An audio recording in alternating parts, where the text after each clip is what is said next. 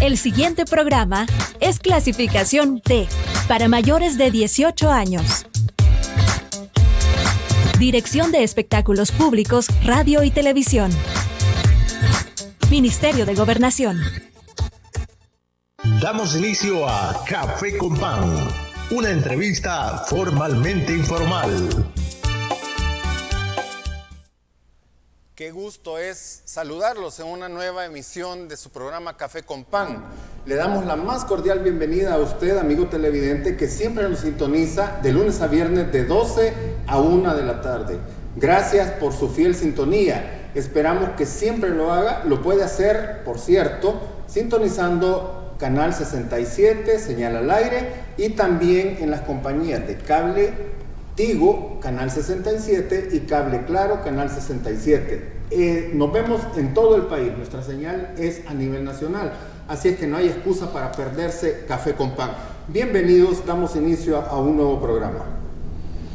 Bueno, qué bueno que estén con nosotros nuevamente. Siempre tenemos invitados e invitadas de lujo, de darle la bienvenida, decirle, licenciada, hoy tenemos a la licenciada, la directora de Socorro Jurídico Humanitario para El Salvador, la licenciada Ingrid Escobar. Le damos la muy bienvenida y en nombre del director ejecutivo de nuestro canal le manifestamos que usted siempre va a ser bien recibida en nuestro canal y en nuestro programa, que está día a día ganando más rating, mucha más gente nos está viendo, muchas más personas a diario nos están sintonizando por la calidad de personas, el lujo de personas como usted, ¿verdad?, que vienen a estas entrevistas. Así que bienvenida, licenciada, y pues tiene la palabra para que se dirija a nuestra teleaudiencia. Cómo no, muchas gracias, buenos días, un saludo especial a toda su teleaudiencia. Agradezco el espacio que nos están brindando como Socorro Jurídico Humanitario, licenciado Gerardo Guevara y licenciado Mauricio Porras.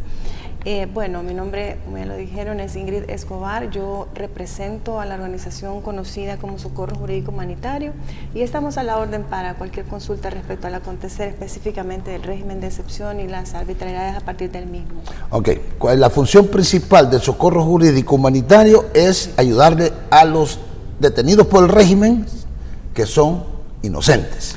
Exacto. ¿Hay inocentes en los centros carcelarios de nuestro país? Indudablemente, de hecho, el mismo presidente, a través de su ministro de Seguridad y Justicia, ha dicho, ¿verdad?, por declaraciones, que ya dejó en libertad a más de 6,000 salvadoreños que pues han ido a padecer cualquier tipo de vejación, malos tratos, traumas, torturas incluso dentro de centros penales en estos 16 meses de régimen de excepción. Por lo tanto, pues es una información oficial, son 6,000 que ellos ya dijeron, pero nosotros tenemos nuestros cálculos. Solo el Socorro Jurídico Humanitario hemos recibido más de 1,300 denuncias debidamente documentadas de personas que yo les digo, no tienen antecedentes penales, porque nosotros pedimos justamente el antecedente penal y están limpios. Claro. Tatuajes, absolutamente ningún tatuaje, y si lo tienen es un tatuaje artístico, en los casos que nosotros llevamos, ¿verdad? No tienen tampoco malas referencias familiares, personales, tienen un arraigo laboral, por ejemplo, arraigo domiciliario, o sea, tiene todas las pruebas, digamos, que generan dudas necesarias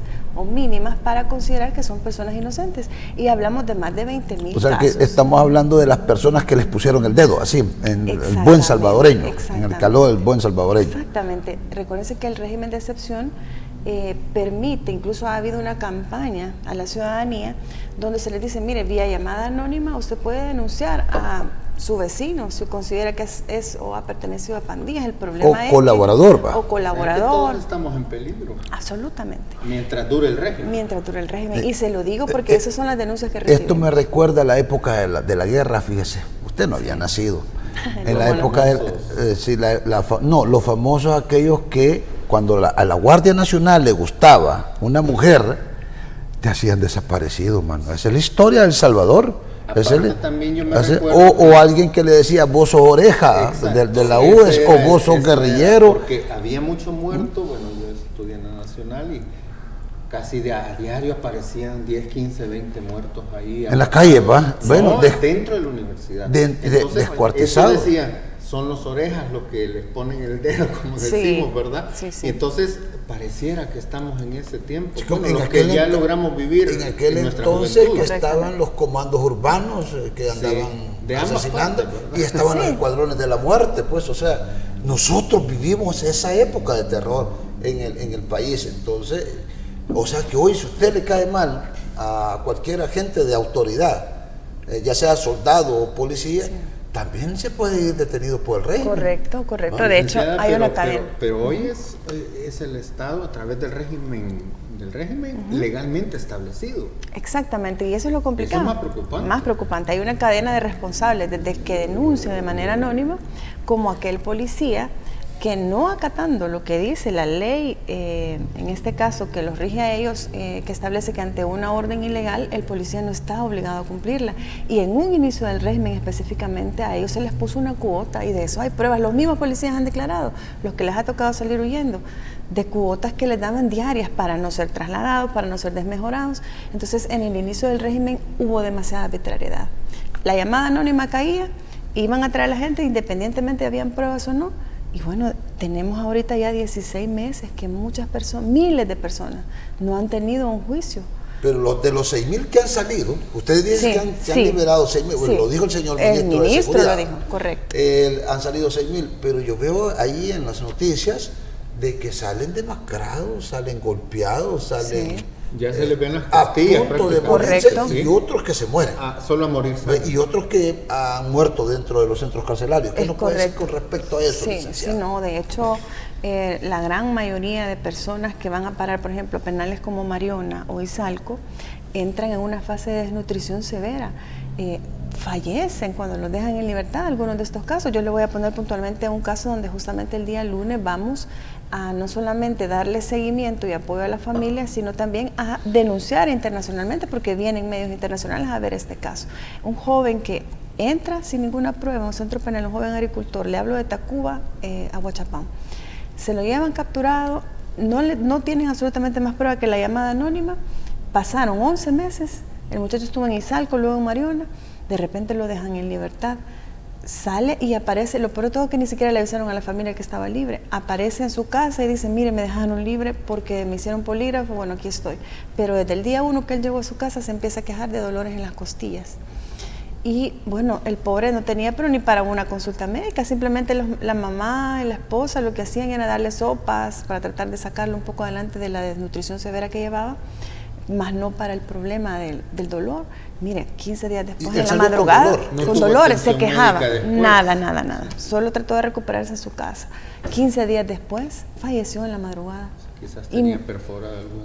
Sin duda, golpes. Él se quejaba. Desde que entró, dice él, denuncia, lo golpeaba. Yo no sé si será rumor, pero yo me recuerdo que en las redes se veía de una jovencita que la agarraron y embarazada y abortó. ¿Es cierto eso? Sí, definitivamente. Bueno, de hecho nosotros en un inicio fuimos parte de ese proceso. Un bufete privado que nos colaboró a nosotros llevó esa causa de esa niña, de que me voy a reservar el nombre, no obstante está en los medios, y efectivamente la captura, fíjese bien qué arbitrariedad, la Fuerza Armada la golpea, pero en el acta la firma el policía y dice que, bueno, que la han declarado, que la han denunciado y entonces se la llevan presa.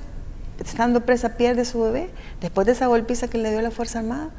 Y bueno, incluso lo peor de todo es que hubo un juicio adelantado de parte del presidente de la República, de la vicepresidenta de la Asamblea Legislativa, puesto que como el caso se mediatizó, ellos lo politizan y a raíz de esto la condenan a la niña. En vivo, en una cadena nacional, el presidente dijo que este caso era un caballito de Troya. Suecia Callejas dijo que ella era una pandillera activa, dice, cuando no había visto ni siquiera... Nada de pruebas ni el proceso. No, ni siquiera el inicio del proceso, que en el caso de los niños y niñas y adolescentes es la audiencia preparatoria. Era menor de edad, ¿verdad? Menor de edad, era una niña, sí. Aquí acuérdense que hay embarazo adolescente, es normal en El Salvador, o sea, eso es algo que pues, es un punto y aparte, ¿verdad? Pero ¿qué le quiero yo decir? Que aquí se evidencia cómo no hay independencia judicial. Viene el presidente, se mediatiza este caso y él hace una condena pública, sale Sosi Callejas adelante y dice que es pandillera activa cuando no había ni siquiera audiencia preparatoria. Con la ley nacer con cariño, algo así, ¿no? Crecer, no, en este caso nacer con cariño ni nació la criatura, imagínense qué complicado. Bueno, o sea, es completamente falso y alejado de la realidad que vivimos. Entonces, y luego cuando ya se da el proceso como tal en la sede judicial, ¿qué le quedó a la juez? Declararla culpable. Esa niña tiene una condena de 3 años. ¿Verdad? Entonces ahí vemos un claro ejemplo, una pauta de lo que va a pasar en el sistema de adultos. Hace 2 semanas hubo una reforma penal en la que establece que va a bastar con el acta policial. Fíjese bien, no solamente que el policía ya no va a poder declarar, sino que únicamente van a leer el acta, no va a tener que ser ni presente el policía. El famoso parte de novedades que tienen las delegaciones. Exactamente. ¿Nada más? Prueba suficiente. Con eso va a bastar para que a una persona con las reformas no puedan declarar hasta 20 años culpable. Por alguien que el policía, supuestamente. El policía. Pero antes, ¿cómo era? El policía tenía que llegar y declarar, ahora no va a ser necesario. Con solo leer el parte policial, prueba suficiente para poder declarar culpable a alguien. Fíjese que si usted no tuviera modo de decir esto ahorita, pues para nosotros es nuevo, ¿verdad? Totalmente. Porque como ustedes para la población que nos está sintonizando es nuevo. Porque ustedes son personas que están trabajando en ese ámbito, se dan cuenta, ¿verdad? Porque es parte del trabajo de ustedes y les afecta en su trabajo. Sí. Y como abogados tienen que conocer las leyes. Correcto. Pero la mayoría del pueblo no lo conocemos. Sí. Y yo leía comentarios de gente que dice que está bueno y que no sé qué, que no sé cuándo.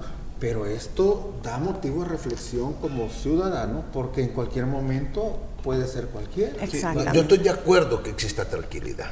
No, y si ha bajado, hay tranquilidad. Es que mire, eso no lo podemos tapar. El sol no se puede tapar correcto. con un dedo. Al César lo del César. Sí, así es, sí. La gran mayoría de la población estamos gozando de una seguridad Sí, bastante. que nunca la tuvimos. Bueno, desde la época, yo creo que las pandillas eran más violentas que la propia guerra, que la guerrilla y el ejército, y la guardia y todo eso. De los penas.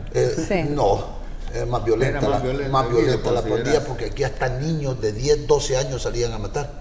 Ese era lo que le ponían, no sé cómo le llaman ellos, el examen, algo así, para graduarse dentro de la mara o pandilla. Sí. Entonces está bien, eso yo estoy de acuerdo que, no, es que todos paguen lo que tengan que pagar. Definitivamente el cambio. Pero imagínese que usted dice de que la ley dice, pero que el policía, si hay una orden que no es justa, no debe de cumplirla, pero como no hay derechos. Exactamente. Eso, no hay derechos, pero el régimen de sección elimina todos los derechos de todos los ciudadanos, de todos, suyo, del licenciado, del mía, de todos y de toda la población. Entonces imagínense que un policía no ejecuta una cosa, lo meten preso, dicen que es colaborador del país, lo van a meter preso 20, 30 años. Es que es terrible, ¿va? Lo que hemos llegado es bastante, pero me imagino de que cuántos son las personas que ustedes están representando en este momento. En este momento nosotros representamos, tenemos documentados 1.300 casos, más de 1.300 casos, y tenemos una defensa estratégica, ¿verdad? Más o menos 50, ya somos parte de 50 procesos judiciales.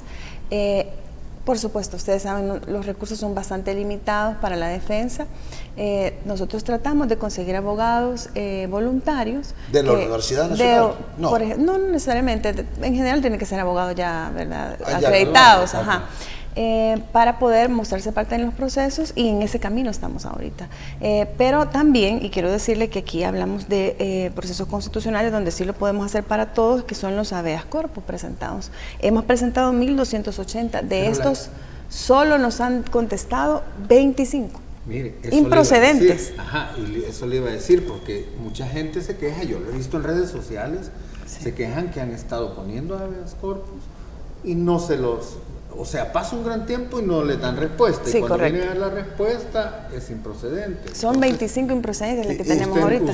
Y la respuesta que le dieron, que no procedía. Que no procede, se lavan las manos diciendo, y lo peor de todo es que copia y pega. ¿Hay alguno que haya sido favorable Hay dos, tenemos 2 no favorables, pero que han sido prevenciones y las hemos evacuado por salud, porque se violentan derechos adicionales a la libertad, que es la salud. Estamos esperando todavía, ¿verdad? Licenciada, tenemos que hacer la primera pausa. ¿Sí? Vamos a seguir hablando de este tema interesante que creo yo que nos atañe a todos los salvadoreños, ¿verdad?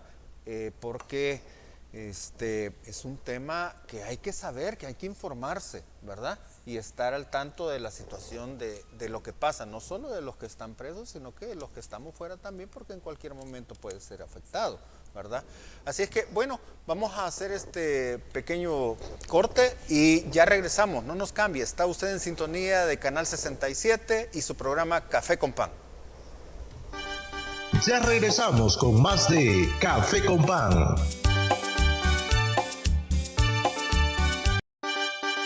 Continuamos con más de Café con Pan.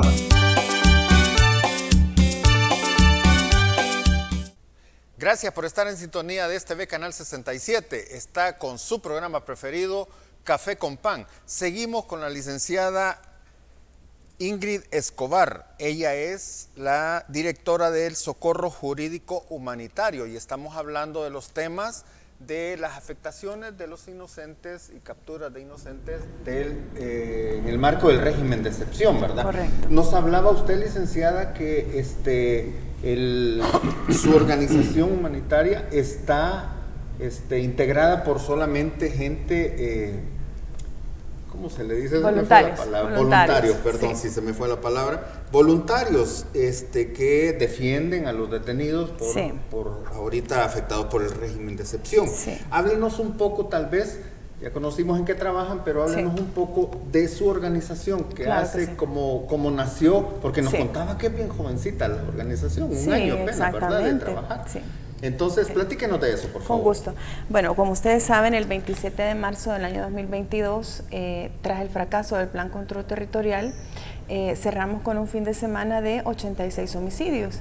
Y bueno, esto hace que se dé la medida del régimen de excepción, que no es parcializado, ya lo platicábamos antes, no solamente captura de delincuentes, sino que también inocentes. Y de hecho nosotros somos representantes de diversos sindicatos en donde nos capturaron justamente defensores de derechos humanos, de derechos laborales, sindicalistas o personas organizadas, por ejemplo, de asociaciones de vendedores del sector informal, etcétera. Bueno, cuando vimos estas capturas arbitrarias, entonces decidimos un grupo de voluntarios, esta servidora, psicólogos, médicos, abogados, criminólogos, nos dijimos, nos están llevando compañeros que nosotros los conocemos por cualquier cosa menos por pandilleros.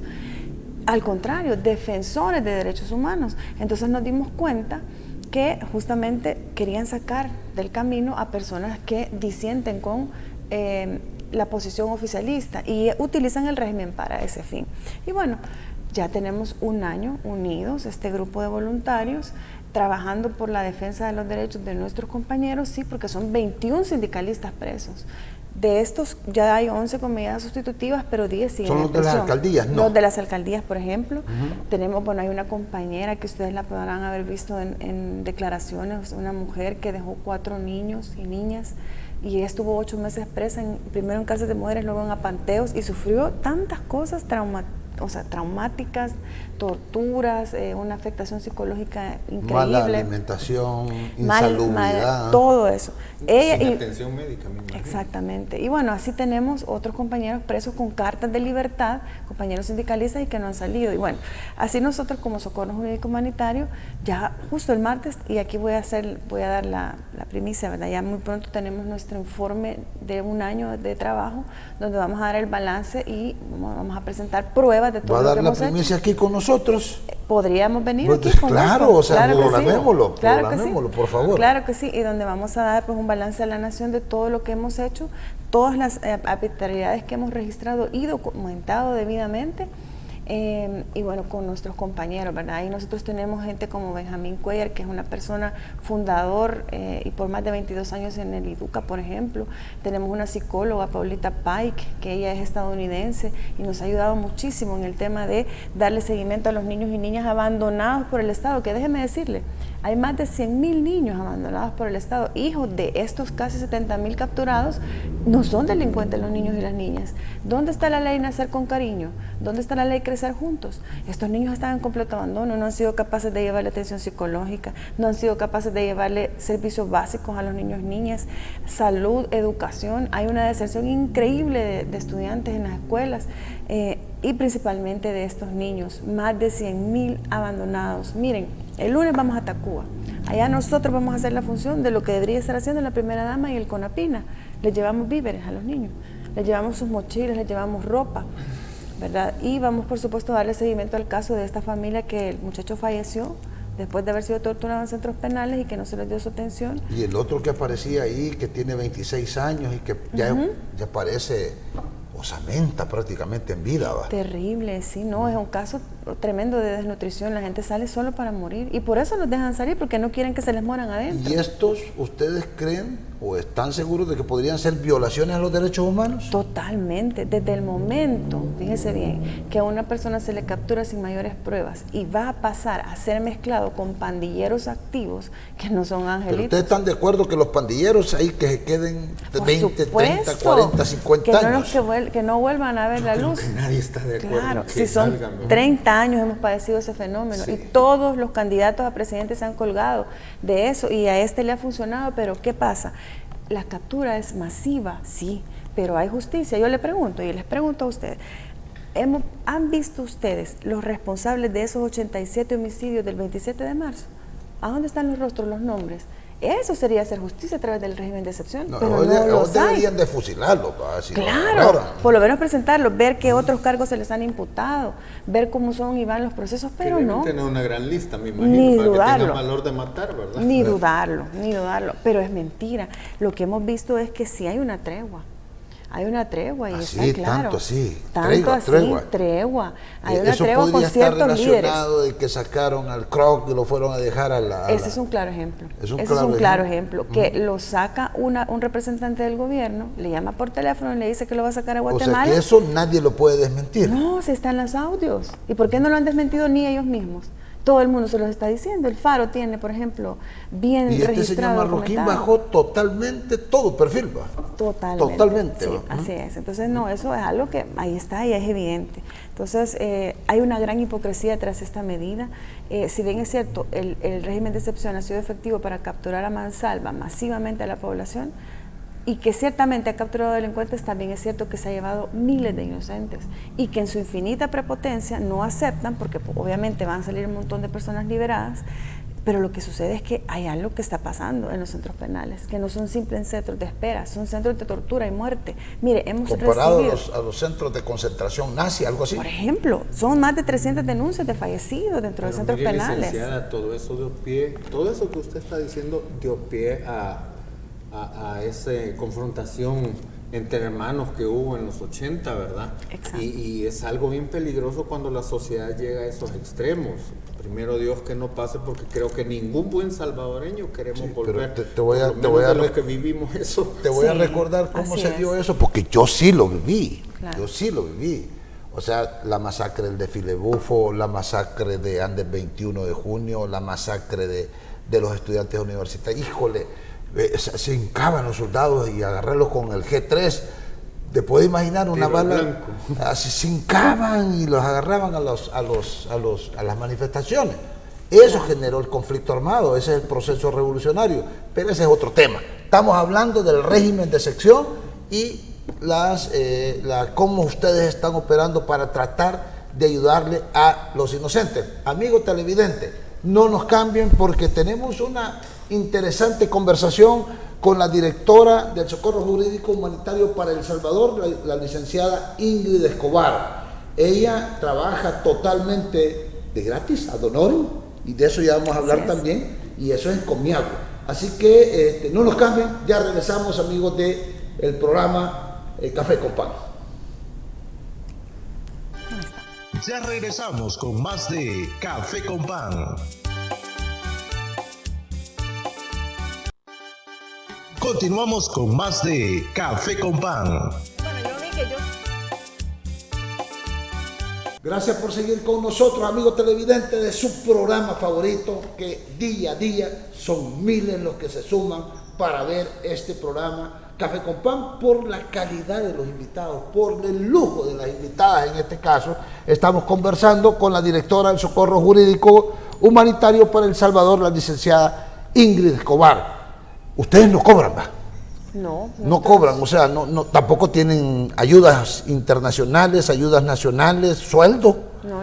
Es totalmente gratis y todo aquel que se llega a pedirle ayuda, ¿a ustedes le brindan la ayuda? Totalmente. Investigan que no sea pandillero, marero, que eso de eso para mí sí nunca deberían de salir. Nunca. Y es más, se han quedado cortos en cuanto a la aplicación de las leyes contra ellos, porque para mí aquí debería haber una ley, para mí, que todo aquel que esté tatuado, alusión a las pandillas, deberían dar en el norte, ¿va? Yo pienso así, yo así pienso, y que me perdone la población, pero así pienso yo, ¿va? Entonces, no deberían de existir, porque son asesinos, de verdad son asesinos. Pues, ustedes, ¿cómo hace la gente para contactarlos? Sí, muy bien. Por favor. Excelente pregunta, y para toda la población y su audiencia, su amable audiencia que nos sintoniza. Déjeme decirle que todos nuestros trámites en el socorro jurídico son completamente gratuitos. Lo primero que nosotros hacemos es, por supuesto, pedir la documentación necesaria, mínima, antecedentes penales de las personas capturadas. Pues sí, pero hay gente que no sabe dónde están ustedes. No, por ejemplo, yo no sé. Sí, en este momento. Vaya, ustedes, la atención es de manera presencial. Nosotros estamos en la Quinta Avenida Norte y 33 Calle Poniente, casa número 317. A buen salvadoreño, viniendo sobre la Quinta Avenida del Redondel Don Rúa, enfrente de la Iglesia Luz del Mundo. Ahí está el pasaje. Ahí sí llega rapidito la gente. ¿Tiene rótulo o algo así? Sí, tenemos, bueno, de hecho somos parte de la Central Sindical Independiente. Ahí están nuestros compañeros de, por ejemplo, Movimiento de Trabajadores de la Policía. Van a ver el rótulo, están nuestros compañeros. Aquí vino, ¿cómo se llama? Marvin Reyes. Marvin Reyes vino aquí con nosotros. Él es un compañero. Y viene de nuevo. Ya dentro de poquito, ya viene, de ya hecho, está agendado. A ellos les han despedido 2.500 policías después de 30 años de carrera, a la calle, una patada en el trasero y a la calle. Así paga el gobierno realmente.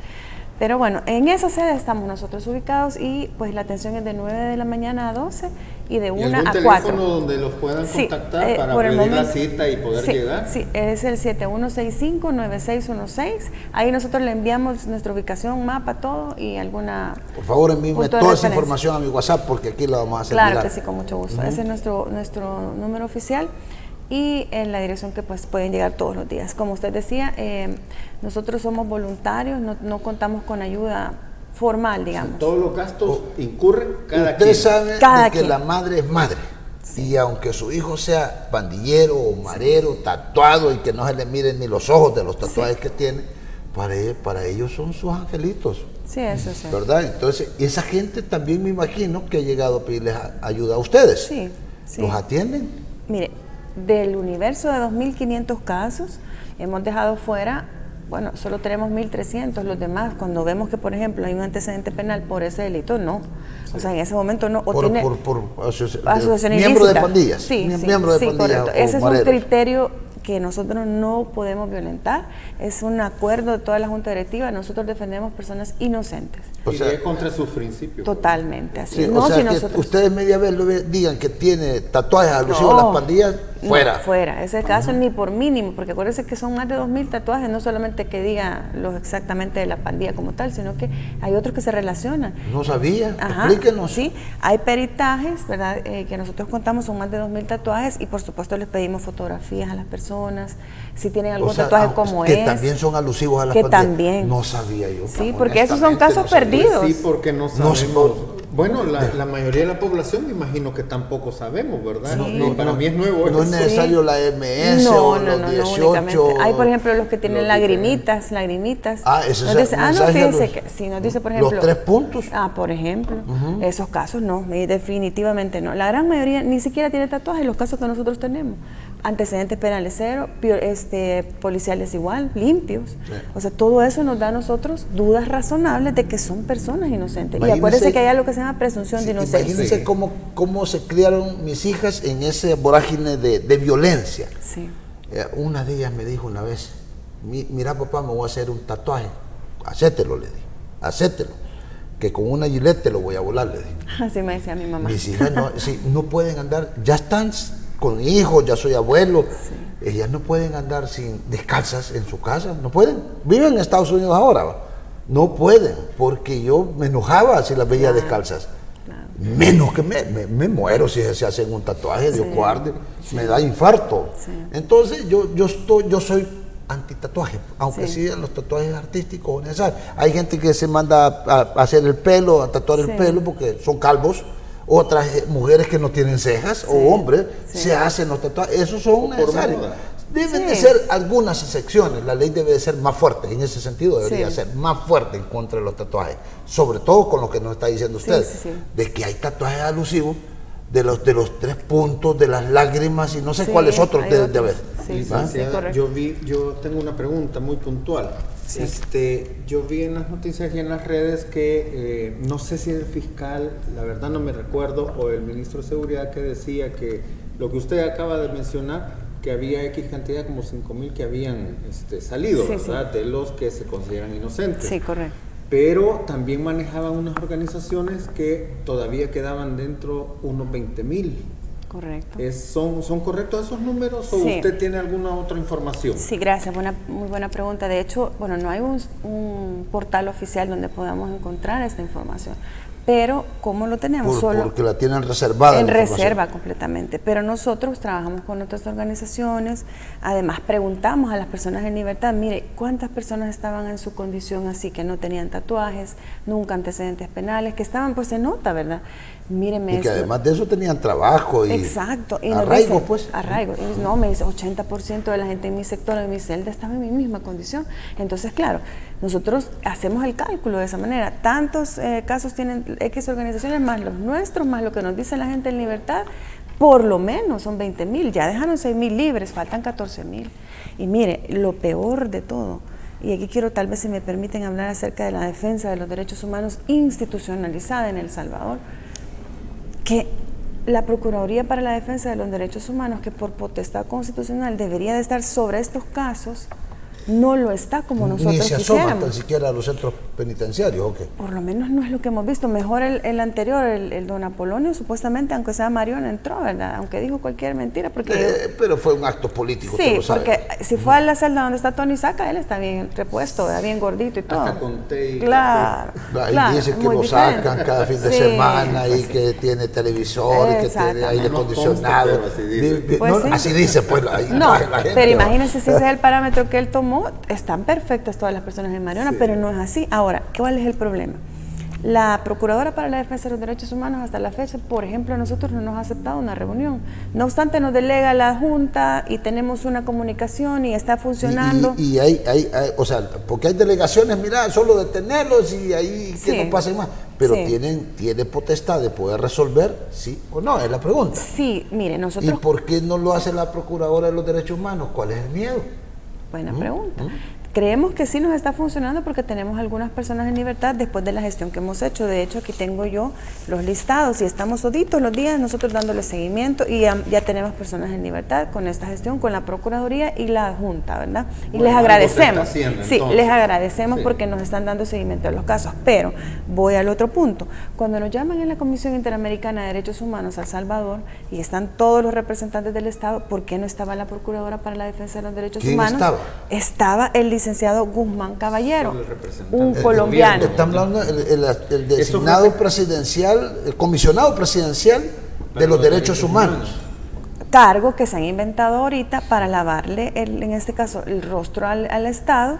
¿En qué sentido? ¿El Estado, a la Procuraduría o al gobierno en sí? Al Estado en general. Porque este señor, fíjese cómo es el nombramiento. ¿Pero por qué colombiano? Pues esa es la pregunta. Pues también, encima colombiano, comisionado para la defensa de los derechos humanos y libertad de expresión. ¿Por qué esos dos temas le han asignado como comisionado? Porque aquí hay una grave violación a derechos humanos. En este país hay tortura.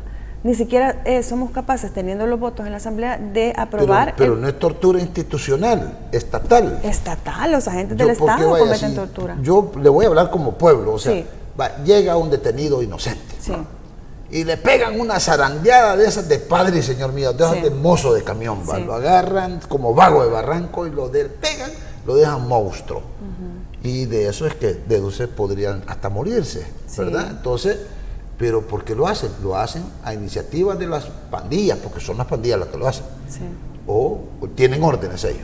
Pues fíjese que por testimonio de personas liberadas, que nos dicen que, por ejemplo, el que pone un pie en Izalco tiene que pasar un pasillo de 50 metros donde los custodios con las macanas lo golpean. O sea, no son los mareros entonces. No, a menos que pongan a los mareros vestidos de custodios, que sería algo peor, ¿verdad? Pero ese es el testimonio de la gente. Esa es la denuncia de la gente. Y cuando el fiscal... Es el corredor de la muerte, pues entonces. El corredor de la muerte, así le dicen. La gente queda agonizando. Obviamente no hay pruebas documentadas, ¿verdad? Solamente sí. testimonial de la gente que ha logrado salir. Correctamente. Sí, no, sería terrible. Y sí, mire, ¿verdad? y cuando el fiscal dice que no hay denuncia, porque eso fue a decir a la CIDH, que no tiene ninguna denuncia, pero señor fiscal, usted es abogado primero, segundo, el designado para la investigación de oficio. Estamos diciéndole a las organizaciones que hay tortura en centros penales, que tenemos los testimonios de las personas, que, bueno, busquen, investiguen, esa es su tarea, para eso se les paga, pero no lo están haciendo. Y sale este señor Guzmán Caballero a negar todo lo que se está denunciando. El colombiano, porque aquí exacto. Cuando usted dice colombiano, solo me recuerdo al ¿cómo se llama? El bigotón aquel, el cabo. Va, solo el cabo me acuerdo. ¿Y para qué? Imagínense cuántos miles de dólares le pagamos, porque eso no se sabe. Hay una organización que pidió toda la información acerca del qué hace, dónde está su oficina. Lo único que dieron, todo reservado. Lo único que dieron fue el currículo. ¿Y el currículo qué dice? Que él era antes como un hacker, una especie de hacker, un experto informático en Colombia. Viene de ser experto en hacker a ser el defensor de derechos humanos de algo que no sabe. Él no entiende la realidad ni de centros penales. ¿Cuál fue su discurso en ese...? Pero ni mucho menos entendería la realidad del pueblo salvadoreño, porque no nos conoce, pues. No conoce. Imagínense, la reunión creo que fue la semana pasada o hace 10 días más o menos. ¿Con quién fue la reunión? Con la CIDH, la Comisión Interamericana. La Interamericana. ¿Y qué fue lo que dijo este señor? Negó los hechos, niega rotundamente que en El Salvador existe tortura, dice que en los centros penales todo es amor y paz. Bueno, y nosotros le estamos diciendo por otro lado que no es así, que tenemos suficientes testimonios, incluso pruebas. Bueno, Cristosal ha sacado un informe buenísimo, con fotografías, videos, el Faro todos los días está sacando testimonios de las personas, de todo lo que han padecido. Y dice que como no hay denuncias no van a hacer nada. Pero es que no necesita que haya denuncia, hay que trabajar de oficio. Y el defensor de derechos humanos y libertad de expresión lo que hace es darle credibilidad a lo que dice el Estado, el gobierno. En este caso la procuradora. La procuradora, correcto, que no estuvo ahí. ¿Por qué no estuvo ahí?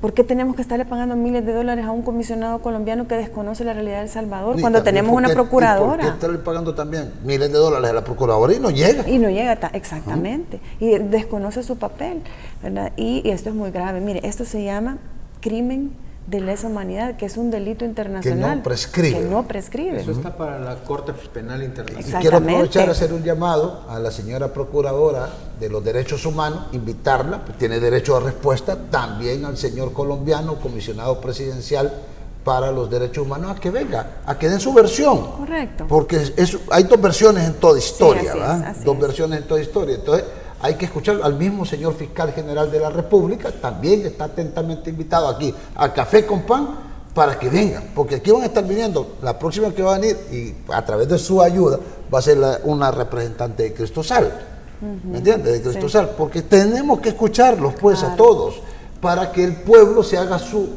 opinión, que él a través de los testimonios de ustedes que andan en ese trabajo, ad honorem, de gratis, ayudándole a la gente que está quizás desesperada, por sus familiares, pues, y si es obvio, es natural, pues que vengan también ellos y que vengan ustedes para que tengamos y que la población de la teleaudiencia de Café con Pan pueda hacerse un criterio y que dé su opinión, ¿verdad? Entonces, el caso, usted está dejando bien claro cuál es el rol de los derechos humanos, cuál es el rol del procurador y cuál es el rol de ustedes, pero ¿qué futuro tienen ustedes? O sea, ¿qué más pueden ofrecerle a la población? ¿Cómo no? Licenciada, sí. Que no se nos olvide la pregunta, regresamos después de este corte. Vamos al último corte. Gracias por seguir en sintonía de TV Canal 67 con su programa Café con Pan. No nos cambie. Ya regresamos con más de Café con Pan.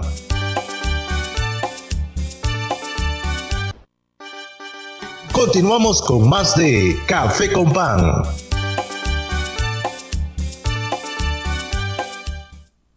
Bueno, gracias por continuar en sintonía de TV Canal 67. De lunes a viernes a las 12 del mediodía usted puede sintonizarnos en señal abierta, en señal también de cable Tigo, Canal 67, y señal de cable Claro, Canal 67, a lo largo y ancho de nuestro territorio nacional.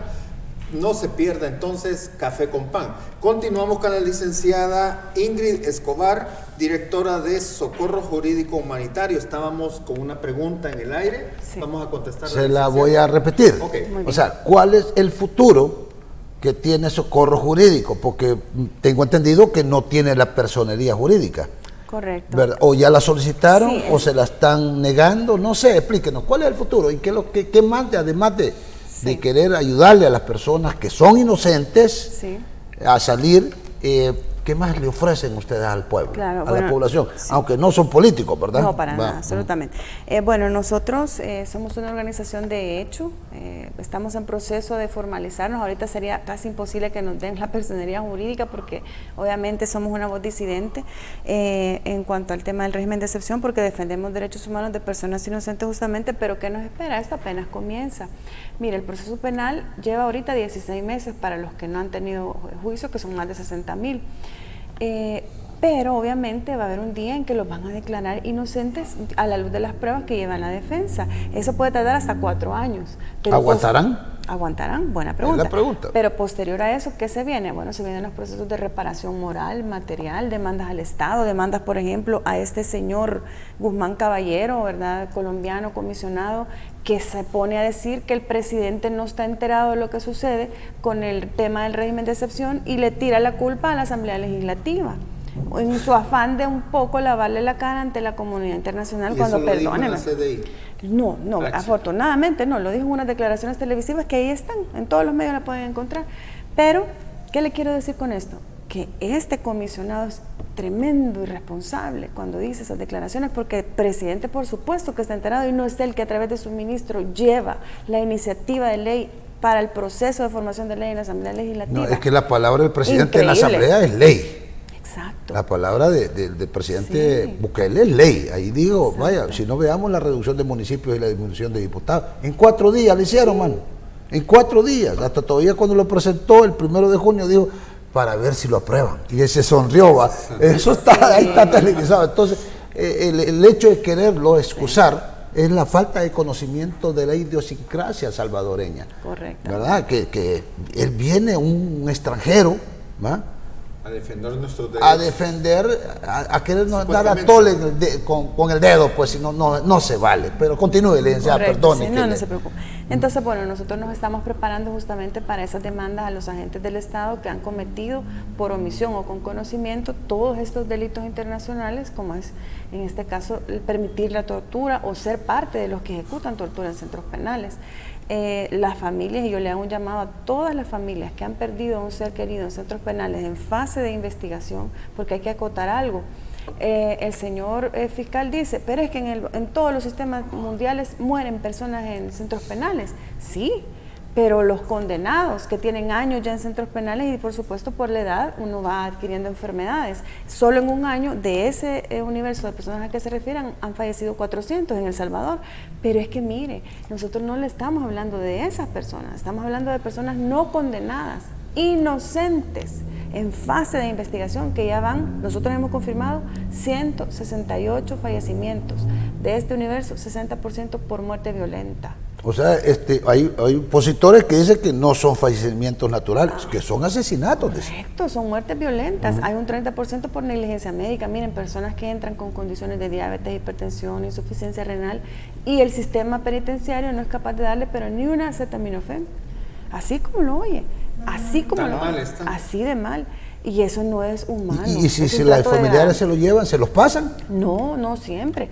Bueno, de hecho hay gente que pide peritaje a medicina legal, el peritaje sale, dice que tiene tales enfermedades, pero no les permiten pasar la medicina. Les dicen que adentro les dan, pero cuando la gente la deja en libertad no dicen nombres, a mí ni una acetaminofén me dieron. Nada. Nada. Salen con hongos, salen con... 90% sale con escabiosis, sí. Y el problema es que el régimen de excepción parece que dentro de la ley, ¿verdad? Corríjame si me equivoco, no soy abogado. Da esa pauta de que puedan tenerlos bastante tiempo, ¿verdad? Sí. Sin ser procesados. Exactamente. Pero siempre los mismos 2 años o más. No más. Bueno, el proceso penal común son hasta 2 años, ¿verdad? Pero ahora, libre si no es condenado. después de todas las fases procesales, la inicial, la preliminar y la final, libre. Pero el problema aquí es que ya llevan 16 meses y han pedido una prórroga a Fiscalía todavía para diciembre, o sea, 16 meses más. A agosto, septiembre, octubre, noviembre, diciembre, 5 meses más. Estamos hablando de 21 meses. ¿Y solo la inicial les han hecho? ¿No han hecho? Solo la presentación. Sí, la inicial. Y ahorita van a fase de sentencia, porque con las reformas ya no va a haber preliminar. Ya no va a haber preliminar. No, solo a que lleguen a sentencia. Y ahí donde va a ejecutar el parte del policía que diga, va este pandillero y condenado. Condenado. Aquí va a haber algo, y eso, miren cuando se los estoy diciendo, condena masiva de personas inocentes en el afán de ellos de no querer reconocer en su infinita prepotencia que hay errores. Ya lo dijeron, 6,000 los han dejado libres. ¿Cómo no pueden haber más? Por supuesto que los hay. Y la gente está sufriendo, la gente está muriendo, y los familiares igual, ¿verdad? Bueno, perdone, déjeme interpretar. En el núcleo de una familia había un pandillero, tatuado, palabrero, lo que sea. Entonces toda la familia era culpable.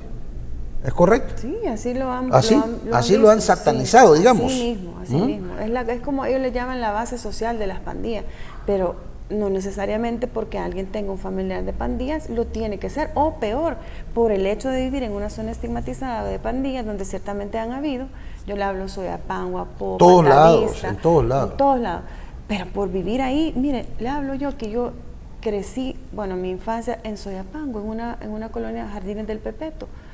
Gracias a Dios mi mamá tuvo la oportunidad de sacarnos de ahí, pero yo le aseguro que yo hubiera seguido estudiando lo mismo, pero por ser de esa colonia, estuviera presa. Licenciada, hay una varios amigos pregunta míos que personal, están ¿no presos. tiene miedo usted que le pase algo, como en la época de los escuadrones? ¿Cómo no? Mire, ¿sabe algo? Para venir a este programa, yo tengo a mí me ponen cola, se llama. Ahí está afuera, lo hubiéramos hecho pasar, hombre. Sí, un Mitsubishi, por cierto voy a aprovechar la cámara, un Mitsubishi Pickup que me da seguimiento. Yo no le tengo miedo, porque yo lo que estoy haciendo es algo legal. No, lo hacen para amedrentarme. Además, nadie se muere antes del tiempo. Eso sí. Nadie se muere antes del tiempo. Entonces, y uno no depende de la vida de esta gente, depende de Dios. Así mismo. Y yo confío en Dios, y además las cosas que estamos haciendo es completamente legal. O sea, que a usted le dan seguimiento, permanente de afuera del pasaje de mi le casa. Quiero contar ¿Sí? Hace poquito yo tengo un amigo del Faro, muy amigo. Sí. Y tengo amigos en Nueva Idea, tengo amigos en todos los partidos, habidos y por haber. Y yo soy amigo de todos. Sí. Pues estábamos tomándonos un café, ¿verdad, licenciado? Y llegó un chero y se sentó allá. Yo le digo al chiquitín, mire, lo andan siguiendo, le digo. Bueno, yo no me había fijado, vos te fijaste, pa. Terrible. Y después llegó una chera, que eran supuestamente pareja, pero ni la mano les agarraba, ni el beso, por lo menos hubieran hecho bien. Entonces, todos andan haciendo, ojalá que yo pueda entrevistar al amigo del Faro que yo tengo, sí. que ganó un premio de prensa, de periodismo, y hay que hablar de todo eso, y cuál es el rol del Faro, y por qué se fueron, y un montón de cosas más. Sí. Entonces, lo que es la labor de ustedes, de verdad es humanitaria. Sí, humanitaria. De verdad es encomiable. Gracias. Es una labor que sigan adelante, Dios quiera, Dios los va a proteger, obviamente, pero y también las familias que logren ustedes sacar, y ojalá que la señora procuradora de verdad se ponga más las pilas y que coordine con usted y que mande los delegados de los derechos humanos a todos los centros penitenciarios. Sí. No a que intervengan judicialmente, sino que para que vean las condiciones de salud de los privados de libertad en este caso. Exactamente. Pero dígame una cosa. Sí. Esta entrevista prácticamente ya casi termina. Sí. Pero usted va a hacer nuevamente, nos va a dar la primicia, claro, del aniversario. Sí. ¿Qué llamado le puede hacer usted a la población para poderles paliar el sufrimiento que tienen las familias de los privados de libertad inocentes? Sí. Bueno, en principio que por favor no tengamos miedo de denunciar. Nosotros tenemos una ley que se llama Constitución de la República y un principio de igualdad. Todos somos iguales ante la ley y tenemos derechos que tenemos que hacer valer. Acérquense a nuestras organizaciones, nos vamos a orientar. No tengamos miedo de decir, mi familiar es inocente, tengo las pruebas. Y sigamos el debido proceso, a diferencia del Estado que no lo está haciendo. Y activemos la sede internacional. es un paso que tenemos que dar. Y bueno, acérquense a nosotros, les vamos a ayudar, los vamos a orientar. ¿Con qué equipo cuentan ustedes? ¿Cuántos? Sí, tenemos 3 abogados penalistas, tenemos 2 criminólogos. ¿A tiempo completo? Sí, a tiempo completo. Tenemos, por supuesto, personal administrativo, tenemos psicólogo, médico, porque también quiero decirle, si usted tiene un familiar que ha quedado en libertad, nosotros le podemos ofrecer ayuda psicológica, médica, exámenes. Mire, la gente hay que revisar si no trae golpes internos, cómo viene de la sangre, qué vitaminas les podemos dar. Hay médicos, hay laboratorios que están con ustedes. Sí, tenemos. Qué bueno, y eso tiene que saberlo la población, sobre todo la población de escasos recursos económicos. Es una labor encomiable, muy difícil, muy problemática para ustedes su situación. Muy riesgosa también. Solo me recuerda usted, y perdone la comparación, licenciada, perdóneme, licenciado, yo conocí a Febe Elizabeth. Febe Elizabeth, sí. Febe Elizabeth, y ahí nos vimos ahí frente a Catedral, ahí en el Parque Valle, estamos bichos. Sí. Bueno, más bichos porque todavía estamos bichos, obviamente. Entonces yo le decía, si yo fuera tu esposo, tu novio o alguien, tu familiar, yo no te dejara que anduvieras en estas situación. Días antes que le pusieran la bomba, ¿va? Incluso el día que pusieron la bomba, ese día yo fui ahí a Fenastras. Yo ahí anduve, un montón de frijoles, sangre y un montón de cosas. Bueno, amigos televidentes, como siempre, el tiempo se nos fue, lastimosamente. Yo tengo para siempre mandarle este mensaje de reflexión, que ya va a ser costumbre que lo reciba usted, licenciada. Ojalá no se moleste, ¿verdad? Y que dice de la siguiente manera: que la bendición de Dios les acompañe en esta bella tarde. Gracias, pueblo salvadoreño, nación bendita salvadoreña. Que Dios me los proteja, me los cuide, me los bendiga. Y usted, licenciada, también por esa persecución. Ojalá que no sean psicosis de persecución, sino que de verdad. Me imagino que no. Yo lo fotografío todo. Entonces, y lo tengo pruebas. Tiene un minuto, licenciada, para que se pueda despedir de nuestra teleaudiencia, por favor. Bueno, muchas gracias a su amable teleaudiencia, Gerardo, Mauricio, por este espacio, y bueno, estoy dispuesta pues en el futuro también para venir y poderles un poco explicar del acontecer y el quehacer de socorro jurídico humanitario. Muchas gracias. Estamos a la orden, licenciada. Gracias a usted también por su tiempo. Es encomiable labor, lo que estaba diciendo. Pues creo que muchas familias están agradecidas y han sido ayudadas por ustedes desinteresadamente, y eso es bueno. No nos queda decirle más que Dios se lo pague, ¿verdad? Y que Dios le cuide también, como a todos nosotros. Gracias a usted también, amigo televidente, por estar en una emisión más de su programa Café con Pan. Recuerde que nosotros traemos a todo tipo de personas del ámbito económico, político, y esta información que usted recibe, esto le retroalimenta a usted para que usted pueda hacer su propio análisis y formarse su propia opinión. Una persona informada tiene mejor opinión y actúa mejor. Así es que, pueblo salvadoreño, es una bendición tenerles aquí como televidentes en nuestro programa, en nuestro canal 67. No se pierda de lunes a viernes nuestras emisiones a las 12 del mediodía. Lo esperamos siempre. Bendiciones a usted y a su familia. Cuídense mucho y hasta la próxima. Finalizamos la entrevista Café con Pan, una entrevista formalmente informal.